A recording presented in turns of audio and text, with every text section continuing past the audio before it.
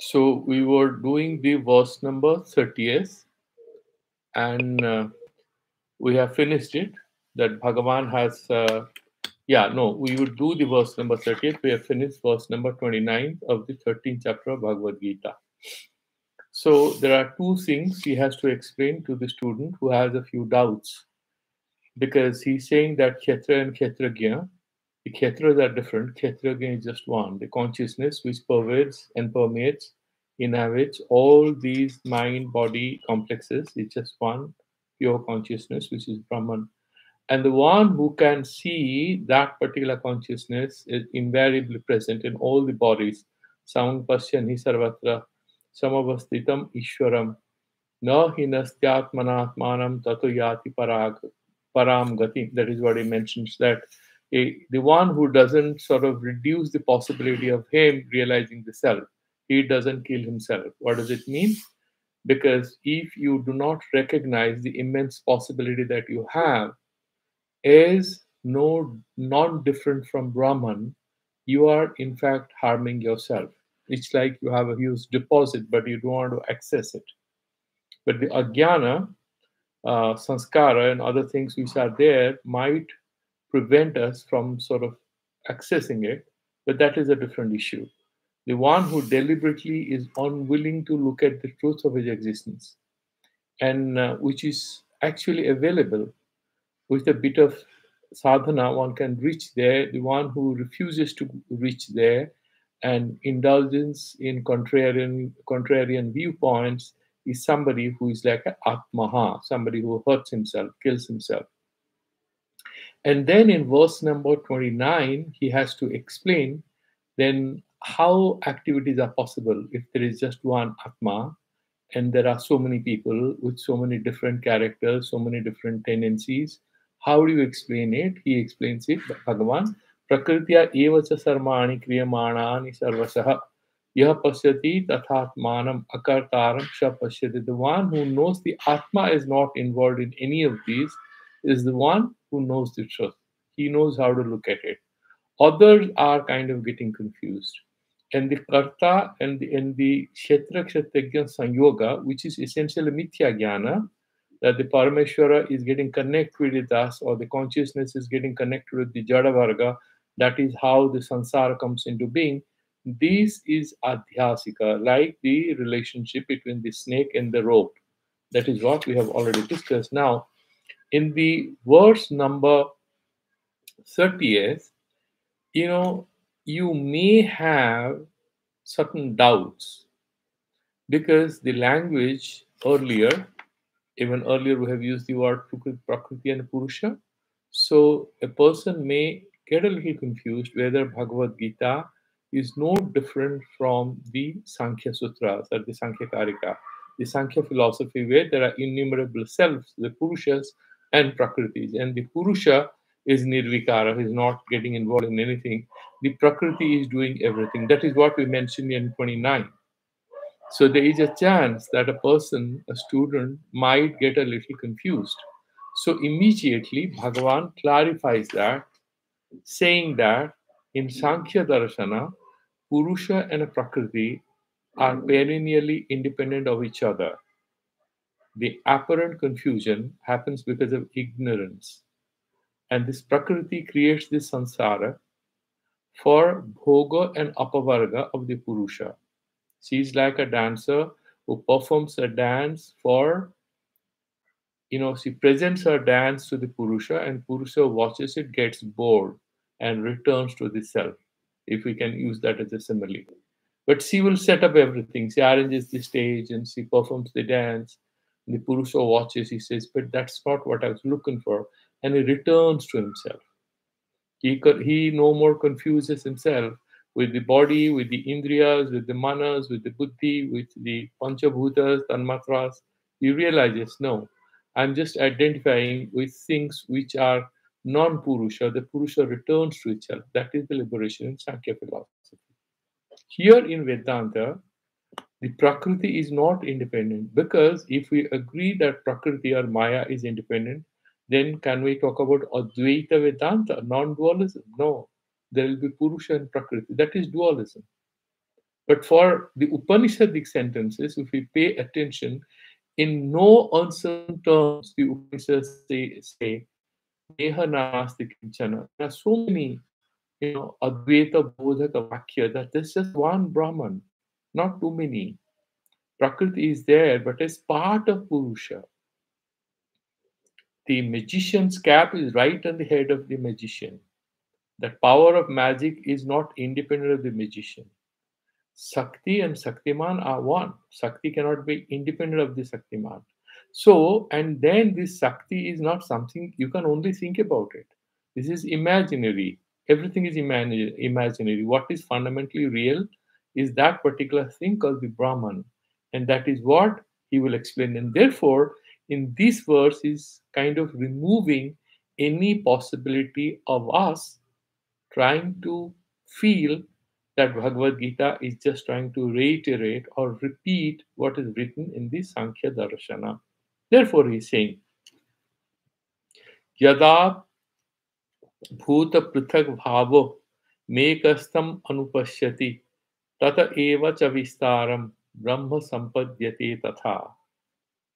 And then he sort of is explaining that this Vistara, this Prapancha, all of that has appeared. Bhagavan has already mentioned that in chapter 7, 8, and 9, and also in the beginning of this particular chapter. It's not that he has not mentioned how the Srushti Prakriya has come. He has mentioned that.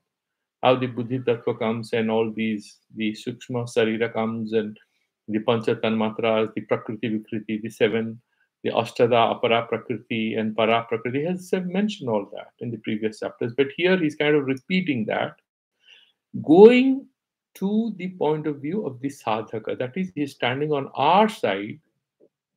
He has already told us how he has created this samsara. That this creation is a story, but there is a science to it.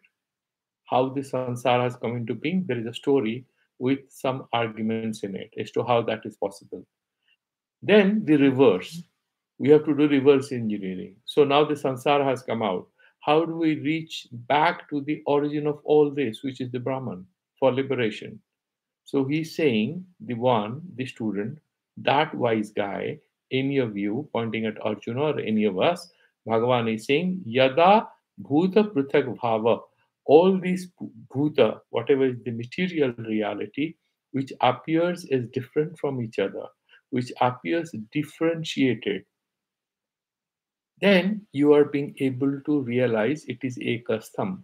Because if you remember, in earlier Bhagavan, in the three verses, as I said in chapter 9, which are extremely important in Bhagavad Gita, other than these, if you remember, 4, 5, 6, what did he say? Maya tatam idam sarvam jagat abhyakta murtina matsani sarva bhutani na chaham teshu avastitaha. Bhagavan had said it. We discussed it, right? So, because of my Maya, all these things are vyapta, out of my power. I have done it with the help of Maya. And they are all existing in me. So, he's kind of testing us and he's repeating it to us. Do you remember what I told you in chapter 9, verse number 4? Okay, Nachamastani bhutani pasyame yogam ishwaram bhuta bhun na cha bhutasto mamatma bhuta bhavanaha. And that was the verse number 5, if you remember. And we'll go to that particular 6, these three.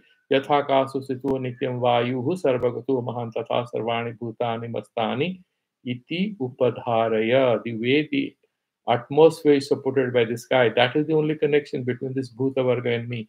Really, I'm not a physical being. I'm like space. Ati sukshma, sukshma, sukshma. And that's one of the reasons you don't find it so easy to know what is Brahman. The Bhagavan is kind of telling us. But he has already mentioned two things. That all of these are kind of in me, the way the whole film show is getting reflected on that film screen, the whole film, all the characters, the drama, everything is projected on it. Similarly, this whole samsara is a projection on the Brahman. Who is projecting it? Our ajnana, our ignorance. There's nothing like there's a film screen and there is a machine, there's a projector, there is an operator.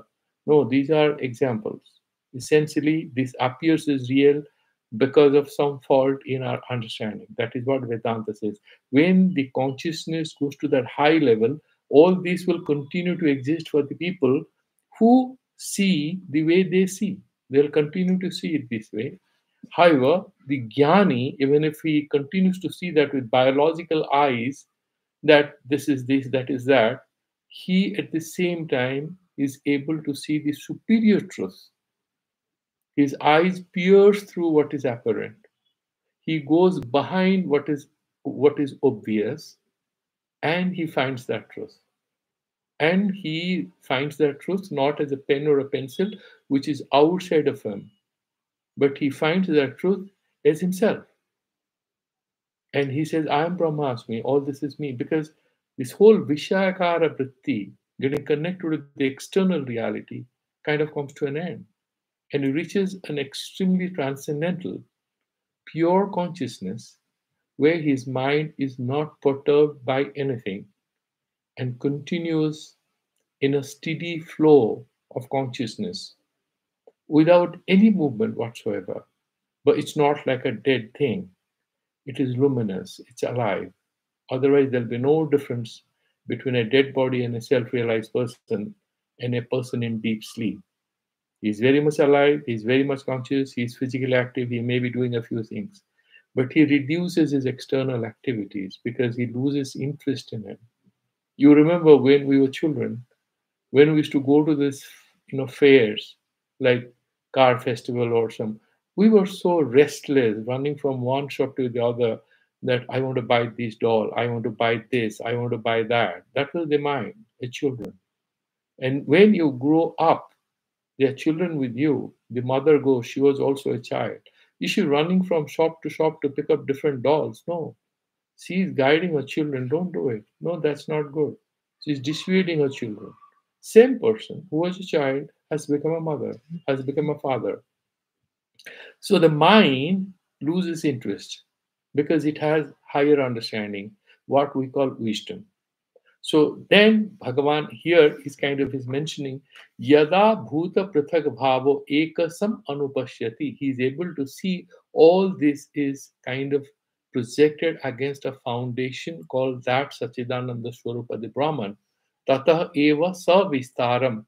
And then he can see that everything, the differentiated reality, which is spread all across before his biological eyes, his sense organs, and then Vistaram Brahma Sampadyate Tada, and he's able to see that there is one Kshetrajna, and the Kshetra is diversified, and he's able to see that. That is what is kind of conveyed by verse number 30th. Let's go into the details of commentary of Bhagavan Bhashyakara Shankaracharya. Is a beautiful thing.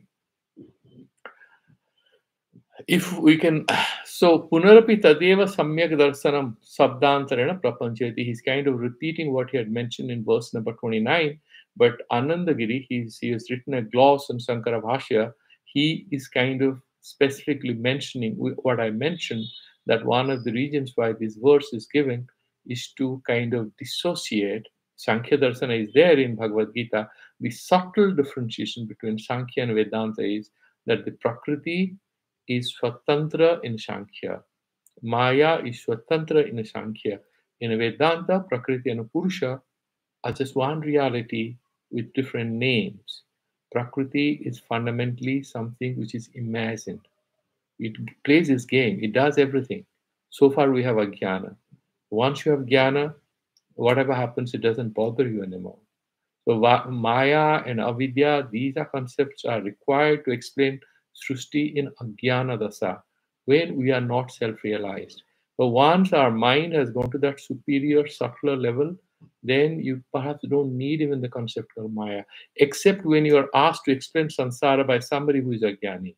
And that's why these great acharyas are explaining to us what is this Srishti and how Maya has helped the possibility of this Srishti appearing real. What is not real is appearing real because of Maya.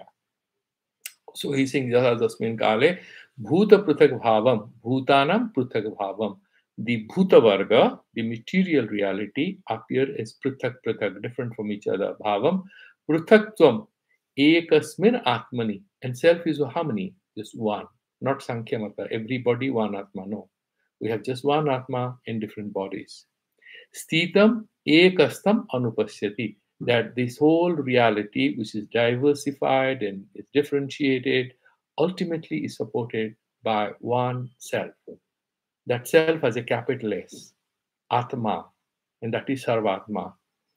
Shastracharya Upadeshakah, is he able to do it easily? No. He listens to Upanishads, he goes to Vedanta Acharyas, he does a lot of alochana with himself, struggles with this text, and slowly his mind opens up to this new possibility.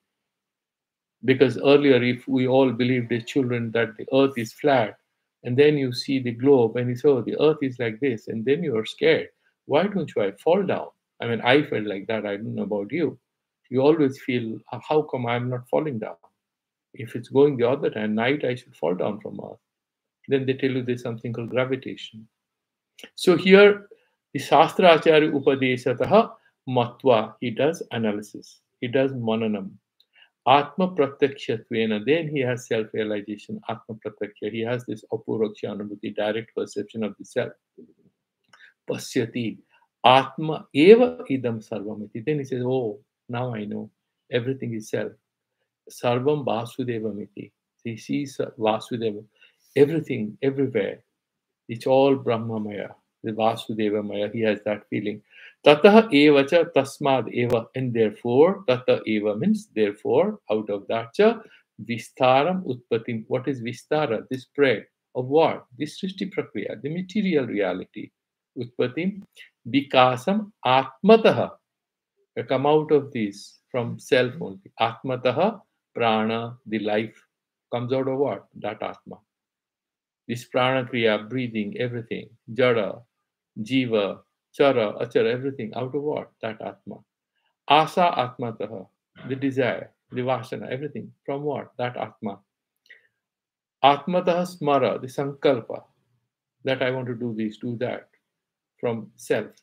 Atmataha akasa, and then, he's now explaining the whole Srishti Prakriya. Bhagavan says, Vahusham Prajaya, I want to be many. And then he creates Tasmat Akasa Sambhuta. The sky comes out of it. Out of Akasa, what comes? Vayu. And Tat Tejo Asrujata, and out of Vayu comes fire. Out of fire comes water. Out of water comes earth. And out of earth, this whole life and the whole Srishti Prakriya starts.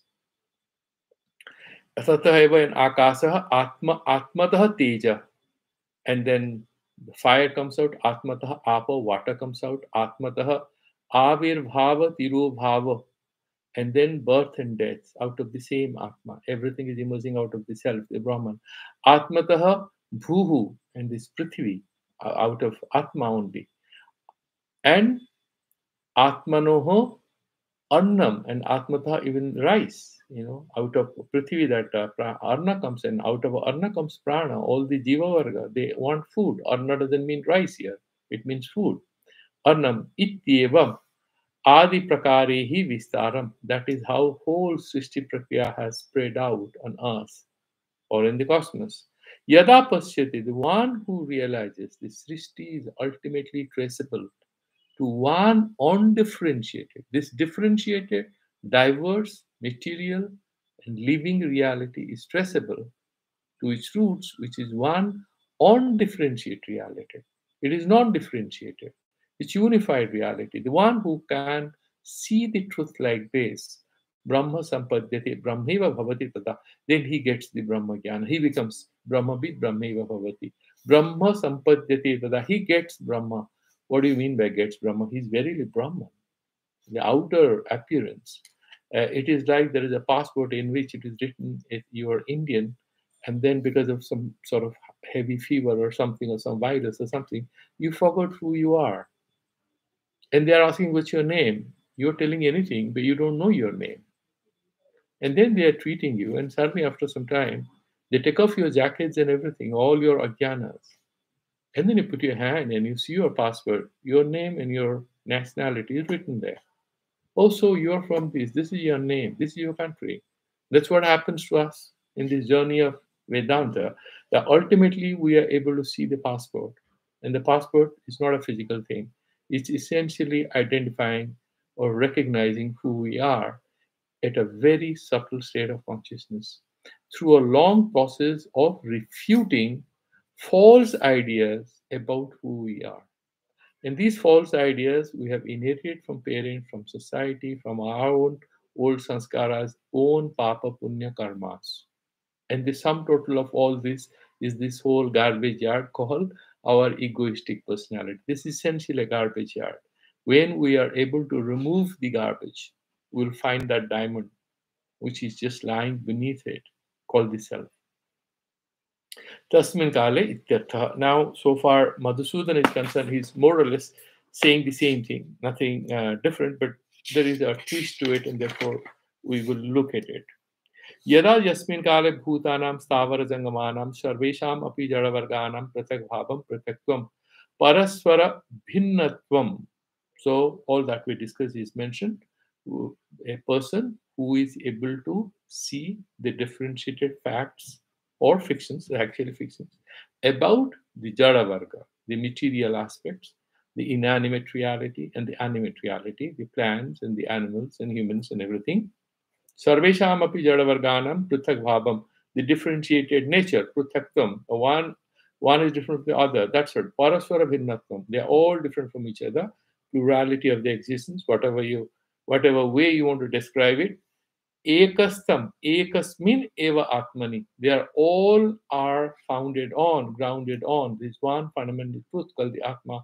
All these characters are playing their roles on one reality, and that fundamentally the man who is beating up another man, and the girl who is watching or who is trying to run away, or the girl who is dancing, and the flowers in the gardens are one reality called the film screen. True or false? True. They are appearing as girl, boy. True or false? True. They appear. Some action is taking place, yes. But what is that? Fundamentally, the film screen. And that's what he's saying. Ekasmin Atmani Sadrupe. It's Sat, that's only one. And with Mike appearance, many. Sthitam Kalpitam. That is imagined. It's all in our minds. Kalpitasya adhishtanat anatirekat. Now just imagine if you sit at your table, I sit at my table, we start fantasizing. You're playing basketball, I'm playing cricket. And there's the third guy who we say, you are the referee, and he's giving some score to us. He thinks we are playing volleyball or playing chess. He's supposed to be a scorer. We three guys start playing an imaginary game. We would note down our thoughts. And after 5 minutes, we check.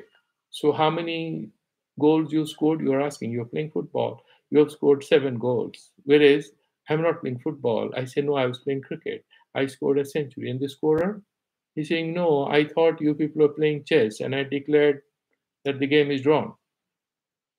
Now, this fact about the game is drawn, that you scored 7 goals, that I scored a century, these are all fantasies. Is these realities different from us? No, we just imagine them. They're all in our mind. They're not outside of us.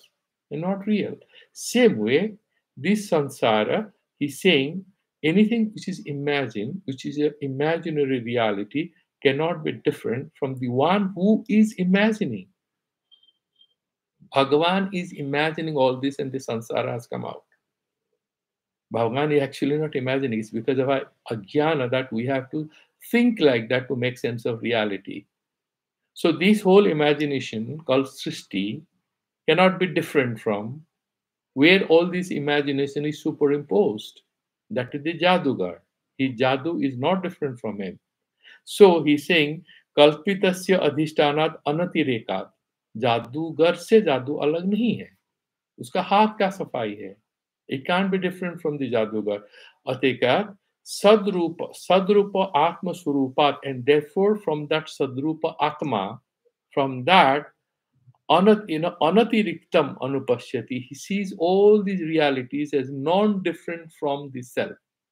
He continues to see all this. He enjoys the game. He also gets angry and sad and happy and sometimes desperate, sometimes anxious. He's in a state of learning, but he has learned one key thing. He sees all this is non-different from Atma. He's not refuting all this as completely false. He says, हाँ सब ठीक है, लेकिन आत्मा से कुछ भी अलग नहीं है. That's what he says. Sastracharya upadesam anu. Then he sort of takes up whatever is mentioned. How is he able to do that? Because he's reading Upanishads.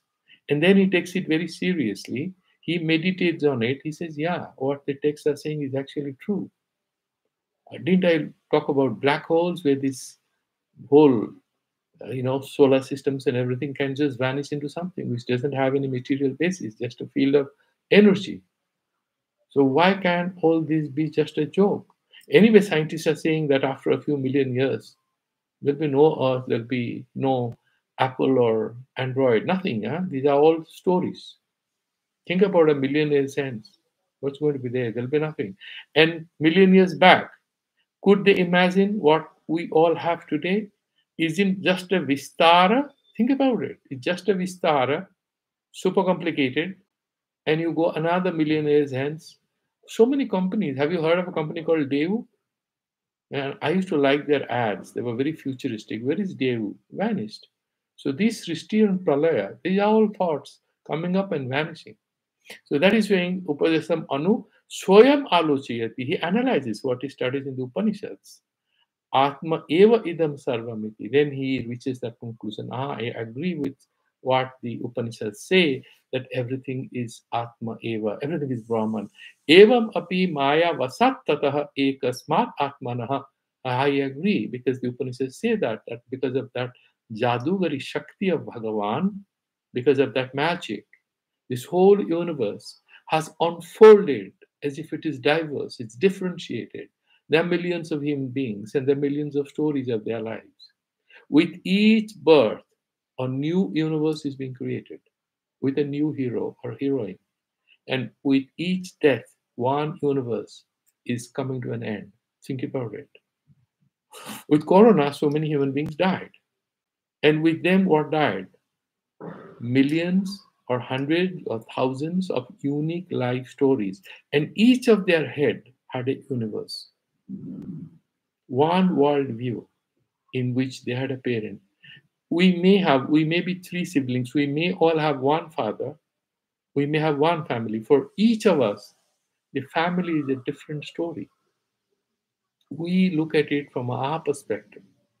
The country is a different story for each of us. Each work people do in an office, for each of them, the office means different, something different from their perspective. And they are little subjective universes in which we live. These are our worlds. Where do these worlds go when we abandon this body? And this world, which was real, once we die or we are about to abandon this body, we realize was a joke. And same way Vedanta says, this whole even big, differentiated, diverse world we share, we talk about, so much time is wasted trying to figure out what's going on. Ultimately, just imagine if we have to live, all this is a story. So that is what he's saying, that Pruthak Bhavam, Maya Vasa, because of that magical power, because of that whole imagined thing, Ekasmat Atmanaha. So they all spread out from that one single thing called that Sachidananda Swarupa.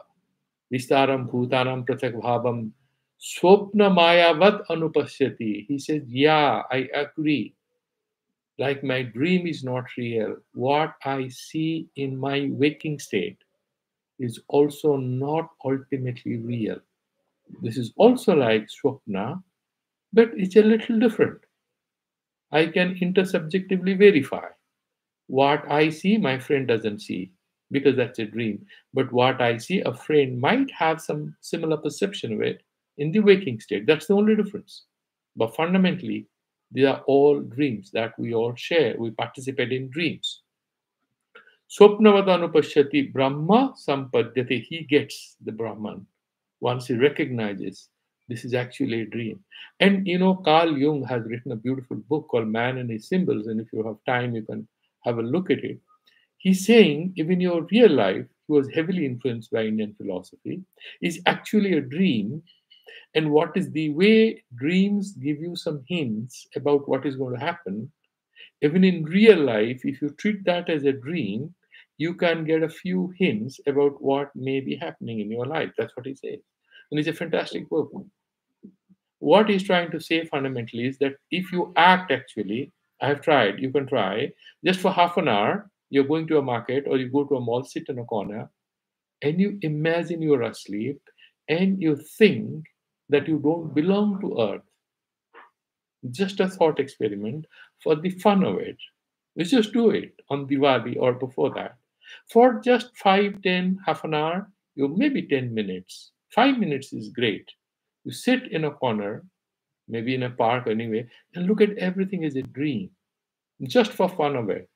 And you will see it's a fantastic experience. You'll almost believe all this is actually a dream. No less fantastic than a dream.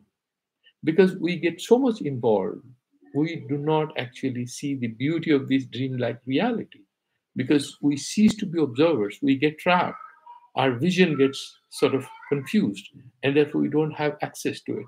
So, Brahma Sampadyate. How does he get Brahma? Brahma is like a baby, he's like a mother and takes the baby and plays with it. No. Sajatiya Vijatiya Veda Darsana Bhavat. Sajatiya is what? I have one pen, I'll bring another pen. This is Sajatiya Veda. Two things of same type. What is Vijatiya? The tip of this pen is different from this highlighter. This is the Vijatiya Veda. Different in type and different. And then Swagata Veda, the tip of the pen is different from this, the holder of the pen. Swagata Veda is body and parts, the difference between the whole and the parts. Now, Sajatiya, Vijatiya, Veda, Darsana, Abhavat, he sees Brahman is one. And all these Vijatiya, Sansara, he says, is found, kind of founded on one reality called Brahman. And there is just one Brahman, not two. And therefore, Sarva Anartha Sunyam Bhavati. That is how he gets Brahman. He gets rid of the confusions, the miseries, the agonies that all of us subject ourselves to because we are not able to see that Brahman, because our minds are more alert to falsehood, samsara. That appears more real to us. So it's not stable. Therefore, we are troubled all the time.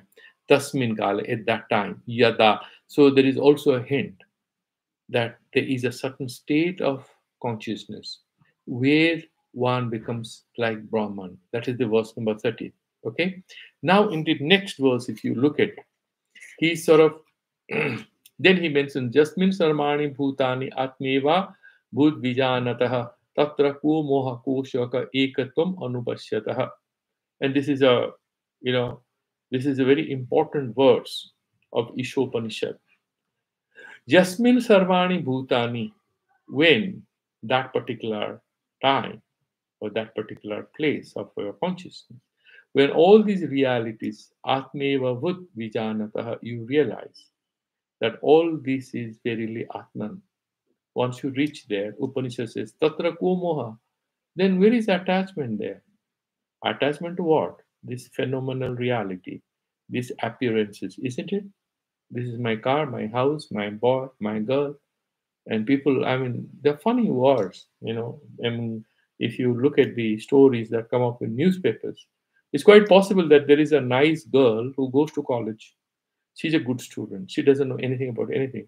And two boys are fighting with each other, thinking that she is their girlfriend. Look at another example, more dear to all of us. There's a cricket match, and these people are playing, and they're friendly with each other. They have banter, they have fun. And then you have gangs of people on both the sides of the border emotionally very upset that they lost. I mean, they were just watching television. The guys who are playing just saw it as a game. Other people are super excited, right? So he's saying Tatra ko moha ko. The moha is actually to the falsity. And ko shoka, that's again because of falsity. The falsity goes attachment and agony because of attachment. Ekatam anupashyataha. Once you have seen that oneness, where is dukkha? The cause of dukkha is inability to see that oneness. So that is what Svetasvatara Upanishad says. Look at the beauty of these. It's also in the context of the fact that a lot of people are saying a lot of things about our cultural tradition, but then this is what the text talks about, and this is something to be, you should celebrate, that it glorifies oneness. Prakritya eva cha ityatra atma bhedo nirakritaha. So even in the Prakriti, Atmavida Nirakritaha, Yada Prithak Bhavam Ityatra to Anatma Bhedo Api Iti Vishesha. Now, in the next verse, he's going to sort of.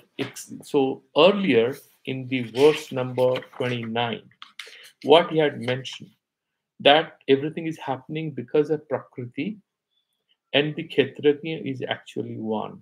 That is what he had mentioned. And now in the verse number 30th, what did he do? That even this material reality, which appears diverse, differentiated, is also one. So first, the all-pervading consciousness is one. Then we recognize the multipolarity or multiplicity or diversity of the available reality, which we relate to through our senses. Then a little advancement in consciousness, we see this multifarious, diverse, differentiated reality as non-different from that one. That means what? Diversity is kind of getting nullified. The diversity is there, but we begin to think that this is at best illusory or apparent or just phenomenal. And beyond the phenomena, all of it is just one. Like what? Like out of gold, you may have a necklace, a ring, a nose pin, several ornaments. All of it is just gold. That's one way Vedanta employs to explain the differences. That this ornament, if I say, give me a ring, you'll give me a gold ring. I said, no, I don't want gold ring. I just want the ring. Can you give me? You'll have to give me a silver ring or a gold ring. But can you give me a ring? So the ringness of the ring has no existence without the material base, which is gold. The golden ring is not different from gold. Ringness is an imaginary fictional thing. It's a shape. Can the shape exist without a material form? You need at least a pen and a paper to give it a shape. Can this so all geometrical forms they need a material base. Can they exist in nowhere? No, they can't exist anywhere. You need to draw those pictures, those forms, isn't it? Similarly, all of this that we as samsara, they require an adhisthana, a foundation on which they can express themselves. And that is verily Brahman. And the circle you draw on a piece of paper, is it different from the paper? The trapezium or whatever you draw, could be a cone or anything you draw on a piece of paper, is not different from paper. Same way, this samsara is not different from the Brahman. That is how he's saying that even the Kshetra level, the material differences are kind of also refuted. Now we'll go to the verse number 31. A little challenging, but we have enough time to finish it. So Atmanaha Swataha Akritatvepi. So Atma is actually not doing anything. That's what we have understood. Akritatvepi. Sarira Sambandha Upadhikam Kartutvam. And because we have a physical body, that Atma appears as if I'm Karta, I'm Dharta, I'm Bhokta, I'm enjoying it, I am holding it, I'm supporting. All this ego thing comes in. Ityadi Sankam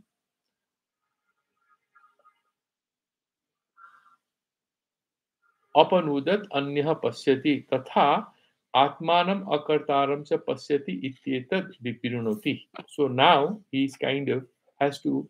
There is, as Shankaracharya beautifully mentions in the verse number 31st in the introduction. If you say that okay, the Atma is in all of us, but it is Advitya Brahma, it's Nirguna Nirakara. That's what you will say. I would say, and this question has come earlier in Bhagavad Gita, very in this text, and this will come as a doubt on the behalf of a student, in the mind of a student. Sir, you're saying this Atma, this Brahman, is the foundation of everything. And we are so many people doing so many things. Somebody is playing the role of a joker or a clown, somebody is playing the role of a king, somebody is hurting someone, somebody is crying, somebody is laughing. And you're saying Brahman in all of us. So this Dehagata Kartitva dosha, don't you think it affects the Atma? So there will be the Ishwaratva Hani. Then this heard come in the first verse when we do the Sankaranvitika. If you agree that it is not different from Deha, then Ishwaratva Hani. And then you say no, only Ishwara is real. This Deha and other thing is not real. Then Sansara Hani. Then what is the need for Vedanta? Samsara doesn't exist. So either way, we are trapped. Ubhayatah pasarajjunyaya. If you go there, you are caught up. If you go this way, it's suicidal. It's on your neck. Where do you go? Both the sides we are in problem. So he had discussed that at length, and he's kind of again explaining it. And I would sort of open the Bhagavad Gita, the earlier verses, to discuss this. So let's first look at this verse, how he explains it. Shankaracharya says, Ekasya Atmanaha. Atma is one. We said this. Sarva Dehatmatve. If you agree that this Atma is in all the human bodies, Tad dosha sambandhe. Dehagata dosha, papa punya will affect the Atma or not. That is the doubt. Prapte idam uchyate. The doubt is coming. So Bhagavan will immediately, because Bhagavan is a very smart guy, and he will tell Arjuna, Arjuna, I'm telling you to fight the war. Any papa punya is your headache, not mine. Why? I'm not involved in any of this. That's what Bhagavan does. And his Bhagavan, as they say, handsome is what handsome does. Bhagavan is what Bhagavan does. He has his magical things. And he has explained it earlier, but we'll first do this verse and we'll go to the earlier verses to see the Purvapara Sambandha. Anaditvat Nirgunatvat Paramatma Yamabgayah Sarirastopi Kaunteya Nakoruti Nalityate. Straight, he just washes his hands off. The Atma, why it doesn't do anything? Because it is anadi, it doesn't have any beginning. What does it mean? It's not a body. It has no beginning, no end. And we'll see why he's using this word anaditva. And nirgunatva, it has no qualities. So he cannot do papa punya. It cannot be angry or sad. It cannot be violent or loving. It has no gunas. And it has no beginning. It has no birth, no death. You're talking about human bodies which have birth and death. The exactly opposite from what the Atma is all about. Swat Paramatma Ayam Avyayaha. Therefore, this Ayam Paramatma Avyayaha. There is no Vyaya. There is no Apachaya. There is no change. There is no dosha. You might drink poison. It will not poison the Atma inside. It is Ajara Amara. What can you hurt? You can hurt the mind, the bloodstream, the body. That's all. You can only hurt what is related to the body. The Atma is there without touching the body. You will say, how is that possible? Very much possible. Like wherever you are sitting right now and me, we are all connected with each other through space. We are sharing the same space, isn't it? Your thoughts, your happiness, your comfort or discomfort. Here it's very pleasant. Fan is not running anymore. Winter has set in. Maybe where you are, maybe a little warm. Now, what differences we experience? Is it being experienced by space? No. The space is there in all of us, inside this pen, inside the hand, the computer, and the book, and everywhere it's there. It's not affected by whatever. Same way, the Paramatma is everywhere, but it is avyayaha. There is no loss in its qualities. There is no loss in its physical form. It has no physical form. Sarirasthopi is there in the body like space. However, ekonteya na karoti na lipyate. The space inside you, if you watch a lovely movie, is it going to be happy? And if you see a horror movie in the middle of the night and you are losing your sleep, is the space inside your body affected? And then you had a few sweets in the middle of the night out of boredom, is the space having diabetes? And then suddenly you sleep and get up very late, and your mother or father or wife or husband, somebody shouts at you, what's wrong with you? You're waking up at 9:30 in the day and you are upset. Is the space inside you upset? No. Why should Atma be upset? We always bring in Akash as the closest, nearest cousin of Brahman because they share a lot of similarity in terms of how we can apprehend it. Ati Sukshmatva. Very subtle, both of them. So the Atma is not. And therefore, is it doing anything? Did it take sweets when you took sweets? It was the movie when you watched movies. Was it not there? It was there in you when you watched the movie, and it was there in the TV or the film screen when the movie was being played out. It was there between your eyes and the film screen. It was there everywhere. Did it do anything? And did it get trapped in anything that we or you or anybody of us doing? No. So also the Atma is not involved in anything. Now, if we can go back, Bhagavan is not saying it for the first time. He has already mentioned it earlier, and we'll quickly look at one or two verses. Chapter 4. Chapter 4, verse number 6, if you remember, I was just doing a quick survey of it before we started the chapter. Ajopi san avya atma, the avya word is earlier. He has told it to Bhagavan, has mentioned it to Arjuna. Ajopi, I am without any ati, I'm anadi, but he has already said Ajopi san. I have no beginning. San avyayatma, and I have no modifications in me. Bhutanam Ishwarupi san, and then I am the God of all that you see all around. Prakritim swam adhishtaya, and then I wear that Jadugari cap, and that adhishtaya by imposing the Maya Sakti in me. Sambhavami Atma Maya is my own magic that I have made this sansara physically possible for you to see. Verse number 14, if you look at it, same chapter, he's saying, Namam karmani limpanti name karma phale spriha. Neither am I interested in anything. I'm here advising you to fight the war. Do you think I'm going to benefit? You just don't know who am I. You're confusing me as a human being.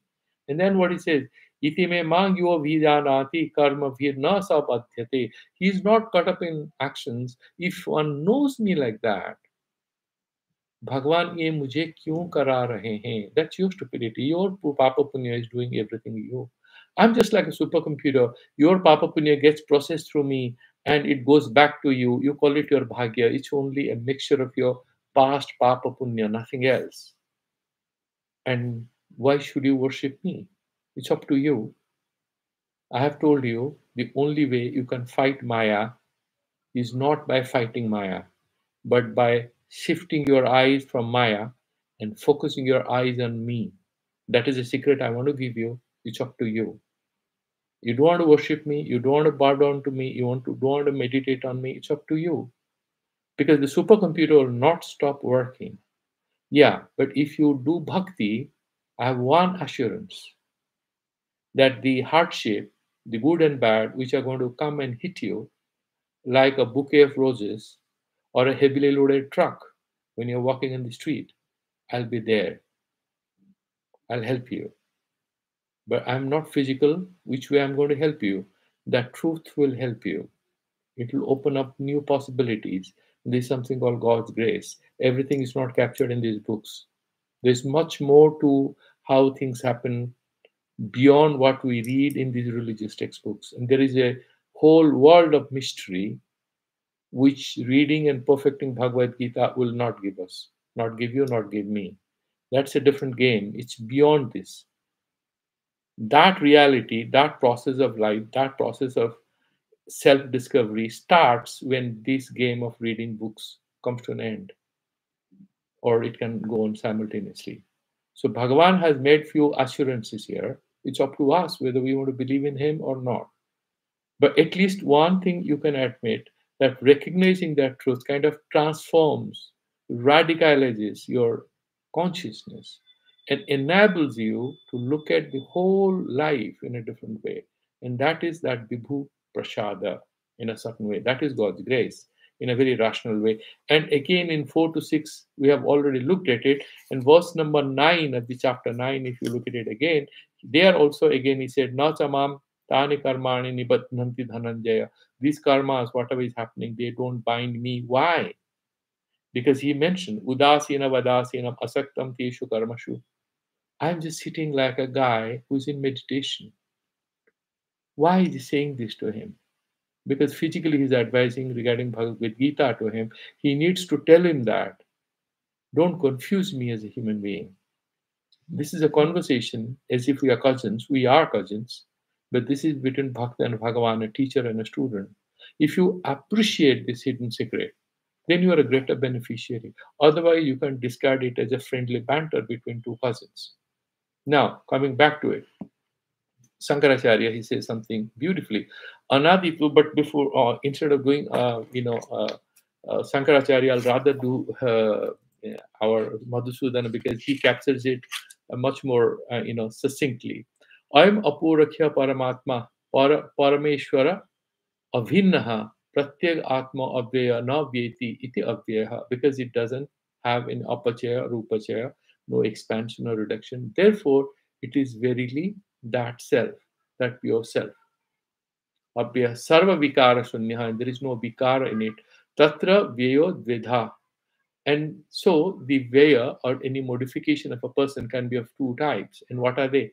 Dharmi Shurupasya eva utpatti mattaya va dharmi Shurupa, Dharma Shurupa, Dharmi Shurupa, or Sarmi Shurupasya anutpatyadi, anutpatyadvepi dharmanam eva utpatyadi mattaya va tatra adyam apakuroti anaditvatit. What he's saying is that either you can say there is a modification of something or somebody because of the dharmi undergoes a change, the person, that vyakti, it undergoes some change, or it doesn't go undergo any change, but its qualities are undergoing a changes. How do we explain? Just imagine if you bring a green mango and you crush it with a stone, that mango becomes several pieces, right? Or that mango, you keep it in sun for 3 4 days, then what happens? It starts smelling, isn't it? It decomposes after 3 4 5 days or 10 days. If you don't expose it to sun, you keep it anywhere. The third thing is you put some carbide on that mango, and the green color becomes yellow because it ripens because of the chemical reactions. Okay, so the dharma parivartan is going on. The mango looks more or less the same, but it becomes a ripe mango. That is how there is some change in its quality. That's what it's saying. So it's like a person, you are wearing a white shirt, I'll put some color on your shirt, and it looks as if you have a green shirt. And somebody says he's a green gentleman, but there's no change in you. That is the two things he's saying, and he will refute both of them. So he's saying anaditvat. Adihi prag asatva vasta. What is adi? And this pen, before it is created, what was there in the beginning? The absence of this pen.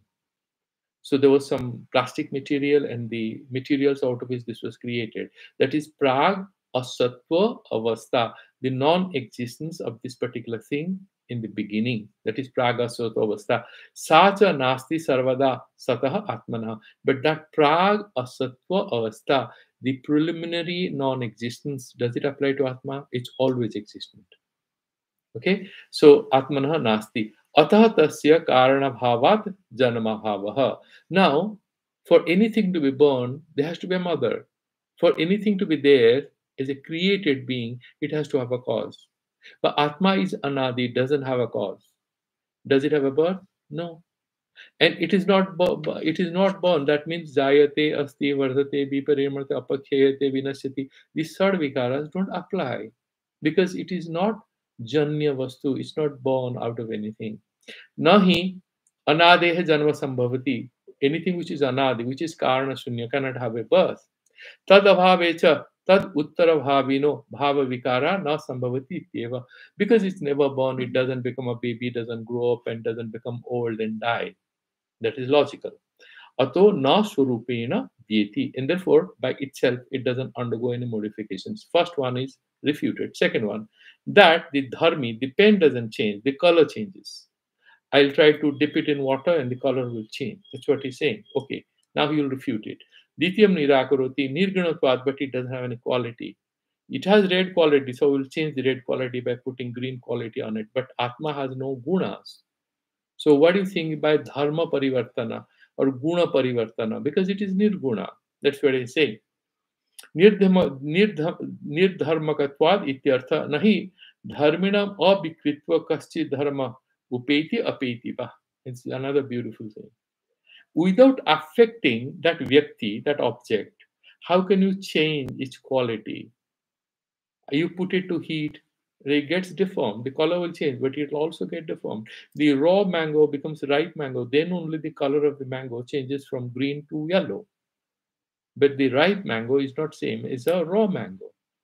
So the dharmi also undergoes some changes. You cannot talk about dharma parivartana, that change in qualities, without changing that particular object which has these qualities. That is what he's explaining, right? That is also kind of refuted. धर्म धर्मिणो तादात्म्य तादात्म्याद अयम तो निर्धर्म को अतः न धर्म द्वारेपि वेति इत्यर्थ. And therefore, because atma is निर्धर्मक निर्गुण, therefore गुण परिवर्तन के कारण उसमें परिवर्तन होगा, वो अव्यय नहीं है. That is refuted. That's also not possible. And therefore he is quoting from the Shrutis. अविनाशी वा अरे अयम आत्मा अनुच्छित धर्मा, Brihadaranyaka Upanishad. In the Pancham Adhyaya, and then 14th Brahmana is saying that Anuchiti Dharma, there is no change, there is no loss of this Atma. Yasmad eva jayate asti vardate viparinamate apakshiyate vinasyati ityevam sadbhava vikara shunya adhyasikena sambandhena sarirasthopi tasmin kurvati ayam atma na karoti. It's because of a false superimposition that the Atma is seen as living in all the different bodies, and therefore whatever is happening through the bodies is because of Atma, and that is Mayika. Actually, Atma is not involved in anything. I think we have hit the timeline. I will finish this chapter tomorrow, and there are 3 verses, but not much theoretical part in it. And so till then, have a good night, and we'll catch up again tomorrow. I'm putting an end to the YouTube. If you have any questions, you can ask.